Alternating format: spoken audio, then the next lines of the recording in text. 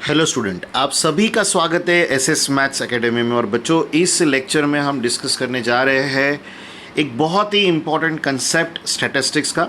आपने previous lecture तक mean, median, mode कैसे इवैल्यूएट होते हैं इस सारे पॉइंट्स को समझा, और यहाँ से हम pictorial representations of statistical data इस कंसेप्ट को अंडरस्टैंड करना शुरू कर रहे हैं। तो बच्चों, सबसे पहले तो मैं आपको समझाना चाहूँगा एक रियल अप्रोच जो पहले आपने मेजर्स ऑफ सेंट्रल टेंडेंसी को इवैल्यूएट करना सीखा उनका।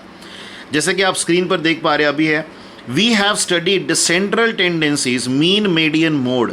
Before selecting any of these measures we have to know the purpose of its selection clearly. क्योंकि आपके पास अगर रियल टाइम अप्रोचेस गिवन है तो आप वहाँ पर कौन से मेजर्स ऑफ सेंट्रल टेंडेंसी से वर्क करोगे ये आपके ऊपर डिपेंड करेगा। आपको वहाँ पर कोई ये नहीं बोलेगा कि find the mean, find median, find mode. वो तो कैसे फाइंड आउट करते हैं वो जानने का तरीका है। ये बात ध्यान रखें। आपको एग्जामिनेशन पॉइंट ऑफ व्यू से कैसे इवैल्यूएट करना चाहिए ये पता होना ज़रूरी है, पर साथ ही साथ रियल टाइम अप्रोचेस कहाँ किस टर्म के कैसे लिए जाते हैं ये भी आपको पता होना ज़रूरी है। तो यहाँ पर 3 पैराग्राफ्स है जिनमें मैं आपको बहुत सरल तरीके से ये समझाऊंगा कि मीन, मोड, मीडियन कहाँ पर यूटिलाइज किया जाता है। तो यहाँ पर पहला पैराग्राफ है, सपोज वी हैव टू जज the performance of 5 divisions of standard 10। मैं रिपीटेडली कह रहा हूँ, आपको परफॉर्मेंस जज करना है कितने डिविजन्स का, 5 डिविजन्स का, स्टैंडर्ड 10 का, इन द इंटरनल एग्जामिनेशन। तो यहाँ पर आपको मीन की ज़रूरत पड़ेगी। For the purpose, we have to find the mean marks of the student in each division. Then and only then, क्योंकि देखो, कंसिडर कर लो आपके पास 5 डिविजन्स है, A, B, C, D, E। इसके बाद आपने A डिवीजन के सभी बच्चों के जो मार्क्स मिले हैं उसका मीन वैल्यू निकाला, फिर B का, फिर C का, फिर C, D का, फिर E का, फिर उन्हें कंपेयर किया। कंपेयर करने के बाद आपका जिस भी डिवीजन का सबसे ज़्यादा एवरेज, सबसे बड़ी एवरेज वैल्यू निकलेगी उसने बेस्ट परफॉर्मेंस किया है, तो आप ये कंक्लूड कर पाओगे। तो ये होता है मीन का यूज़, रियल टाइम अप्रोच जिसे मैं कह रहा हूँ। इसके बाद we have to make 2 groups of students in a division based on their marks in the examination. We have to find the median of their marks, क्योंकि median divide करेगा सभी डेटा को into 2 parts, about it and below it. इसीलिए यहाँ पर कहा गया कि अगर 2 ग्रुप में पूरे डिविजन्स को डिवाइड करना है तो सबसे मिडिल वैल्यू को सर्च करना होगा जो उसे 2 पार्ट में डिवाइड कर रही है। इसके बाद मोड के तरफ जाएंगे। मोड का मतलब मैक्सिमम रिपीटेड वैल्यू होती है, सबसे बड़ी वैल्यू होती है। तो यहाँ पर बोला जाएगा, इफ़ अ बचत group producing chalks want to know about the color of chalks having maximum demand। क्यों ऐसा कर रहे हैं? क्योंकि जिसकी डिमांड ज़्यादा रहेगी उसकी हमें मैन्युफैक्चरिंग बढ़ानी पड़ेगी, उसका प्रोडक्शन बढ़ाना पड़ेगा। तो कौन से कलर का चॉक ज़्यादा कंज्यूम होता है? वैसे हम सबको पता है वाइट कलर का चॉक ज़्यादा कंज्यूम होता है, तो कोई भी चॉक मैन्युफैक्चरिंग कंपनी क्या करेगी? वाइट चॉक को सबसे ज़्यादा बनाएगी। इसीलिए it will have to choose the mode. तो ये कंसिडरेशन आप सभी को अंडरस्टैंड करना होगा। ये रियल टाइम अप्रोचेस है बच्चों जिन्हें हमें देखा। अब यहाँ पर वो नाम आ रहा है जिस नाम को मैंने शुरू में कहा था, pictorial representation of a statistical data. तो आगे में कहीं ना कहीं आपको by using the pictorial representation evaluate करने के लिए बोलेंगे मीन, मोड और मीडियन, और होते भी है और बहुत सही तरीके से होता है। तो उस पॉइंट ऑफ व्यू में डिस्कशन आज से शुरू हो रहा है। तो यहाँ बोला गया, द मीन, मीडियन और mode of a numerical data और analysis of the data is useful to draw some useful inferences. We know that the tabulation is one of the methods of representing numerical data in brief. लेकिन एक बात ध्यान रखिएगा, table को understand करने के लिए हमें थोड़ा बेसिक नॉलेज पता होना ज़रूरी होता है। तो जो काम पिक्टोरियल रिप्रेजेंटेशन करता है ना, क्विकली और माइक्रो सेकेंड्स में आप अगले को अपनी बात समझा सकते हो। ये पॉइंट क्लियर रखिएगा। तो आगे में है, but table does not quickly reveal some aspect of the data. A common man is interested in the important aspect of the data. मैं आपको एक एग्जांपल देना चाहूँगा। हम सभी आईपीएल के क्रिकेट मैच देखते हैं बच्चों, कौन सी टीम कैसे परफॉर्म कर रही है उसके लिए एक ग्राफिकल एक कर्व जो है वो उतार चढ़ाव के साथ दिखा जाता है, और एक होता है जिसमें बिल्डिंग्स दिखाई जाती है कि 20 ओवर्स में कौन से ओवर में सबसे ज़्यादा रन बनाए गए, कहाँ पर सबसे कम रन बनाए गए, किस तरह का स्टैटिस्टिक्स वहाँ पर रन हो रहा है। तो ये डेटा देखने के लिए ये जैसा देखते हो ना, इमीडिएट हमारे दिमाग में आइडिया क्लियर हो जाए कि कौन से ओवर में सबसे ज़्यादा रन बने और कौन से ओवर में सबसे कम रन बने। तो इस तरह के जो इम्पोर्टेंट एस्पेक्ट्स है जिसमें कॉमन मैन हमेशा इंटरेस्टेड होता है वो पिक्टोरियल रिप्रेजेंटेशन से ही होगा, जैसे bar diagram, histogram, frequency polygon, frequency curve, इस तरह के टर्म से आपके आगे रखा जाता है। तो आगे हमें बोला गया कि for example annual budget, information about a game etcetera. Latest thing another way of data representation for the purpose. तो यहाँ पर आपको एक कॉइन के बारे में कॉइन दिख रहा होगा। अब ध्यान से देखिए, उस कॉइन के इर्द गिर्द बनाए गए प्रॉपर मैं कहूँगा डिफरेंसेस ऑफ कलर्स, और हर जगह पर डिफरेंट कलर है, इसलिए प्रॉपरली अंडरस्टैंड कीजिएगा। तो यहाँ बोला गया कि हाउ रुपीज़ कम्स, आप अंडरस्टैंड कर रहे हो ये किसका स्टैटिस्टिक्स है, how rupees comes to government. तो डेप्थ and other liabilities, corporate taxes है, इनकम टैक्सेस है, कस्टम्स है, नॉन टैक्स रेवेन्यू है, नॉन डेप्थ कैपिटल रिसिप्ट है, service tax and other taxes है, और यूनियन एक्सरसाइज ड्यूटीज़ है। इन सब से गवर्नमेंट को पैसा मिलता है, ये पॉइंट ध्यान रखिएगा। अच्छा, कहाँ पैसे जाता है, जाने के लिए centrally sponsored plan, central plan, investment payment, defence, other expenses, state share of taxes and duties, plan assistant to, non plan assistant to. तो ये सारे होते हैं। और बाजू में बार डायग्राम में बच्चों आपको जो दिख रही है जहाँ पर प्लेयर और रन्स दिखाई दे रहे हैं, इनको तो आप आईपीएल की मैचेस में देख लो, जहाँ पर रिसेंट अभी गेम चल रहे हैं, T20 का वर्ल्ड कप है, इनमें आप देख लो। ये आपको ऐसे टर्म्स है बच्चों जो डे टू डे लाइफ में आपको देखने मिल जाएंगे आपके टेलीविज़न सेट पर। चलिए यहाँ से आगे बढ़ते हैं प्रेजेंटेशन ऑफ डेटा के तरफ। अब यहाँ पर आपको पूरा मैं कहूँगा ट्री डायग्राम दिखाई दे रहा है। ये जो ट्री डायग्राम है इसे प्रॉपरली अंडरस्टैंड कीजिएगा, क्योंकि ये बाइफर्गेट करेगा आपके सारे कंसेप्ट्स। रिपीटेडली कहूँगा, ये बाइफर्गेशन है जो आप अंडरस्टैंड करना चाहते हो। तो यहाँ पर लिखा गया है pictorial and graphical presentation are attractive methods of data interpretation. The tree chart below shows that different methods of data interpretation. ये बात ध्यान रखिएगा कि अगर हम रेलवे स्टेशन चले जाते हैं तो वहाँ पर कौन सी रेलवे कब आती है, कौन सी ट्रेन कब आएगी कब जाएगी, इसका एक टेबल दिया रहता है। तो वो टेबल देखकर वो हमें देखना ही पड़ता है। या किसी अपार्टमेंट में चले जाइए, किसी को आप मिलने गए हो, तो वो पर्सन जिसका नाम आप जानते हो वो कौन से फ्लोर पर रहता है, उसका फ्लैट नंबर क्या है, ये आप जान सकते हो। अगर आपको फ्लैट नंबर पता है तो वहाँ कौन सा पर्सन रहता है ये आप जान सकते हो।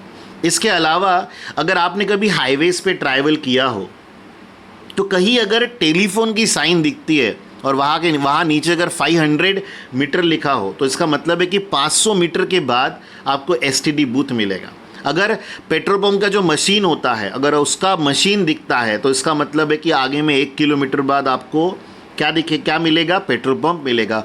ये इंडिकेशंस क्यों होते हैं, क्योंकि अगर आपको ऑल ऑफ सडन दिखेगा पेट्रोल पंप तो आप अगर भराना चाहते हो पेट्रोल तो आपको रिटर्न आना पड़ेगा, और हाईवे पे रिटर्न के लिए आप जानते हो कितना लंबा सफ़र तय करना पड़ता है।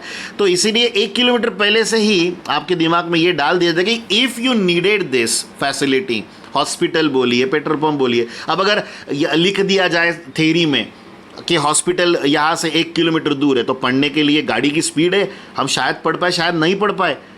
तो इसीलिए क्या करते हैं, वो जो बेड होता है उसका एक सिग्नेचर, उसका एक डायग्राम बना देते हैं, नीचे में 1 किलोमीटर लिख देते हैं। क्योंकि एक बात हमेशा ध्यान रखिएगा, पिक्टोरियल प्रेजेंटेशन ना बहुत इंप्रेसिव होते हैं, क्विकली अंडरस्टैंड कर जाते हैं। आप अपनी बात अगले के आगे बड़े आसानी से रख सकते हो। आप देखो ज़ेरॉक्स की दुकान ढूंढनी हो तो आप पीले रंग का कहीं तो भी कुछ तो भी ढूंढते हो जिसके ऊपर XEROX लिखा हुआ हो। एसटीडी के लिए भी येलो पे एसटीडी पर, अभी की दुनिया में हर एक बंदे के पास मोबाइल है, तो एसटीडी जैसा सिस्टम जो है वो बंद हो गया, पर आप अपने पेरेंट्स से पूछ सकते हो, वो आपको मिल जाएगा। इसके अलावा एटीएम, ऐसे ऐसे तो साइंस आपने सब ने देख रखे हैं, जो इम्प्रेशन बना गए हैं हमारे दिमाग में, वो दिखते हैं। व्हाट्सअप का साइन, फेसबुक का साइन, इंस्टाग्राम का साइन, दूर से दिख जाए तो भी समझ आ रहा है यार ये इंस्टा है, इंस्टा नहीं भी लिखेगा तो भी इंस्टा है। तो ये सारे फायदे हैं पिक्टोरियल प्रेजेंटेशन के। चलिए इस ट्री चार्ट की तरफ बढ़ते हैं। तो पहला होता है डेटा प्रेजेंटेशन, जो 3 पार्ट में डिवाइडेड है। एक है बच्चों टैबुलेशन, दूसरा है पिक्टोरियल प्रेजेंटेशन और तीसरा है ग्राफिकल मेथड। टैबुलेशन में 2 पार्ट है, ग्रुप्ड अनग्रुप्ड, ये बात ध्यान रखिएगा। इसके बाद कुछ नहीं, खत्म हो गई कहानी टैबुलेशन की, जो हमने प्रीवियस लेक्चर तक देख रखी है। उसके बाद आएगा पिक्टोरियल प्रेजेंटेशन। बार डायग्राम और पाई डायग्राम ये 2 होते हैं, पर बार डायग्राम में 4 पार्ट है बच्चों, सिंपल है, जॉइंट है, डिवाइडेड है और परसेंटेज है। और ग्राफिकल में ध्यान रखिएगा, ग्राफिकल मेथड 3 पार्ट में डिवाइडेड है, हिस्टोग्राम, लाइन ग्राफ और फ्रीक्वेंसी पॉलीगॉन। तो ये जो लाइन ग्राफ और फ्रीक्वेंसी पॉलीगॉन की बात हो रही है या हिस्टोग्राम की, तो हिस्टोग्राम तो ऊपर ही गया, अभी प्लेयर और रन वाला जो हमने देखा, जो हम यूजुअली क्रिकेट मैचेस में देख लेते हैं 2020 के क्रिकेट मैच में कि 20 ओवर्स में कौन से ओवर में कितने ज़्यादा रन बने या कहाँ पर कम बने, कंपैरिजन दिखाते हैं वो हमें 2 टीम्स के बीच का। फ्रीक्वेंसी पॉलीगॉन हमने रेयरली देखा, पर लाइन ग्राफ ज़रूर देखा है हम सभी ने। चलिए यहाँ से आगे बढ़ते हैं। बहुत अच्छी आइडिया आपने यहाँ पर देखी। We have studied some of these methods and graph in a previous standard. Now we will learn a histogram, a frequency polygon and a pie diagram. Pie diagram बहुत ब्यूटीफुल होता है, जो हमने कॉइन्स वाला देखा वो pie diagram था बच्चों। और ये रही वो लेडी जिन्होंने ये जो कंसेप्ट है जो आपके आगे रखा जा रहा है, इसे इन्वेंट किया, फ्लोरेंस नाइटिंगेल। तो ये बात ध्यान रखिएगा कि इन्होंने 1820 से लेकर 1910 तक मेहनत की, तब जाके आज के डेट में आप बड़े फ्लुएंसी के साथ अपने डेटा को आगे में रख सकते हो। तो बाकी सब चीज़ें तो आप पढ़ लोगे, लेकिन मेन कंसर्न पे आता हूँ फ़िलहाल के लिए, हिस्टोग्राम पे।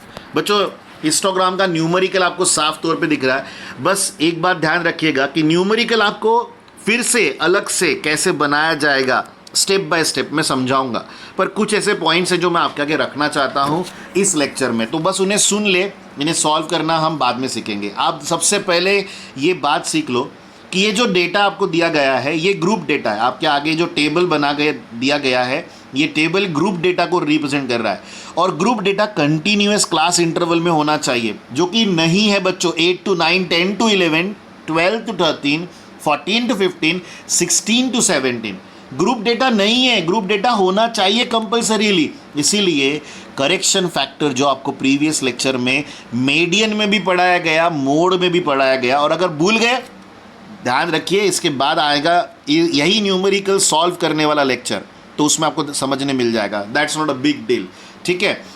लेकिन आप यहाँ पर ध्यान से इस हिस्टोग्राम को देखिए।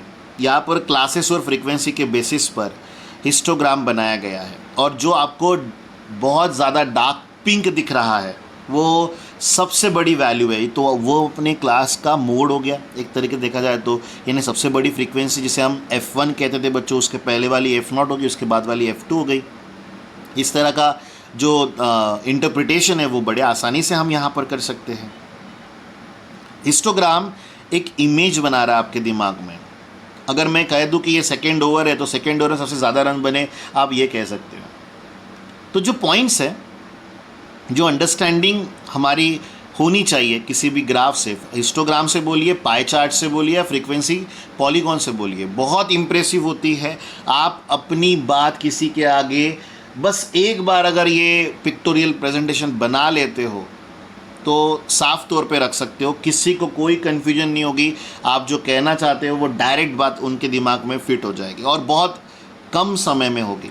जो टाइम टेकन है, देखो इसके पहले हर इवैल्यूएशन के लिए मेहनत करनी पड़ती थी, फॉर्मूला लर्न करना पड़ता था, वैल्यू पुट करनी पड़ती थी, ये सारे काम आप करते थे ना, इसके बाद नहीं करने पड़ने वाले। ये बात ध्यान रखिएगा। अगर आपने बार डायग्राम सही बनाया है तो डेफिनेटली मैं कह रहा हूँ, मैं अभी आपको एक जनरल नॉलेज बता सकता हूँ।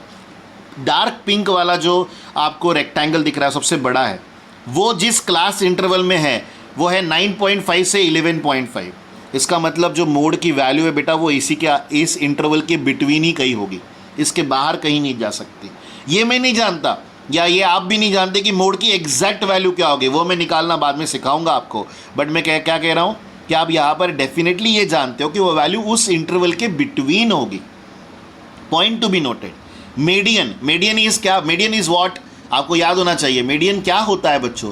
तो मीडियन होता है middle value of the data. तो आपके पास 2 क्लास इंटरवल में यहाँ पर टाई होने वाला है, 9.5 से 11.5 और 11.5 से 13.5। और ये कैसे होगा? मेरे इवैल्यूएशन देखिए, मैं बार बार कह रहा हूँ सारे इवैल्यूएशंस आपको समझाए जाएंगे, उसके लिए थोड़ा सब्र रखिएगा।